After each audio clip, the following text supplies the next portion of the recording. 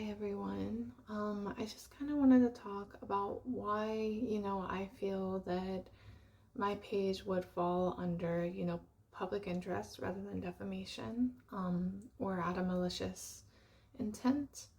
Um, right now, Korea is going through quite a lot of abuse cases. Not only that, we are seeing a lot of people, requesting reform with the law in regards to, whether or not Korea decides to show, the victims' faces, or not the victims, my apologies, the perpetrators' faces. Um, in these cases, often the victims' faces are shown. However, the perpetrators' faces, due to privacy reasons, are not. People have been talking about how they feel that this is an injustice towards the victims. This is why criminals, even in minor cases as well, where it might have been a dispute or such, why people are so okay doing these things, such as abuse, assault, robbery, anything. Why this crime rate continues to escalate, especially in the recent years post-COVID. Is mostly due to the fact people feel that there's no reform on showing the perpetrator's face. Not only that, you see this big wave with them trying to boost the birth rate currently. I'm not trying to, pick at the birth rate, anything like that. I know a lot of Koreans have mentioned that it is due to economic reasons mostly, not exactly due to gender equality, or things as, such as what I'm going through. However, people in the comments, as well as other people I've spoken to who are foreign spouses, do find it very ironic that you will see these campaigns, such as the ones going on in Busan, where they are very much targeting foreigners to get married with Korean spouses. There seems to be a big, campaign to get foreigners into the country, get foreigners having children, promote that as a way, to fix the country's birth rate. You don't see them as much targeting, Korean women as much anymore. You do see it more turning towards, foreign women to come into the country, get married, settle down, get help with things. They try to promote it in that way so that they can boost the birth rate. Now, at the same time you see this happening, most of these foreigners come from countries with either 50-50 custody, if there was a divorce to happen, or they're used to it being counted as kidnapping if the children were to be taken from them during the marriage without their permission. They're used to having parental rights in other countries most of the time, because the big majority of the countries that foreigners are coming from, those laws exist. However, they're not doing anything to make those foreigners aware generally of how common this is in Korea, because the media does kind of silence it and the police do silence it.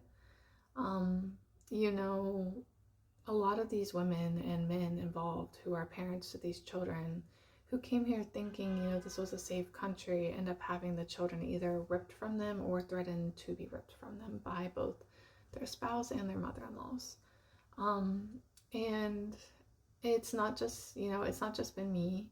I have had over, like I said, between 10 plus women and a couple of men as well mention how either their children or their child was taken by the Korean spouse individual, and they had to go to court to try to get the child back currently, and that there was nothing that they could do until the judge ordered the process to have the child returned, even though they're still married, or they're going through some sort of abuse, and what's happening is their spouse or mother-in-law is threatening, oh, if you report my son, if you report the abuse, that me and my mother will just run away with the baby. And these are people who, just had babies weeks ago, even, maybe a month or two ago. Yes, there are, toddlers involved, things like that, but most of these cases, the victims involved with it, the parents involved with it, it usually happens right after having the child. And I'm saying this because there needs to be some kind of training, in place for these sort of things. For my case, I had been abused for months and months and months. There was already a documented history of it. I had been hospitalized one time. The police said, come, due to me being hospitalized due to the abuse and going into early labor almost with my son at 32 weeks. They were well aware of the fact that this abuse had gone on. It was documented. And yet I went to the police station. I asked them, can I go to a women's shelter? I'm scared. He keeps trying to start incidents at home. I know he's trying to do something to make me look bad, and I keep trying to avoid the situation. I keep trying to sleep in another room. When I called the police and asked them to, because he keeps not letting me, sleep in another room to avoid the arguments or avoid the conflict he's starting, can I sleep in this room with the children and lock the door for the night? I don't feel safe. No, you can't. Why can't I? Because his name is on the house. He says no. It's like they kind of just want to go along with the Korean spouse to save face and just save from getting a complaint rather than actually trying to help the person in the situation. Not only that, after days and days of that, and I finally did defend myself, I will fully admit this here. Everyone's asking, is there something I've not mentioned?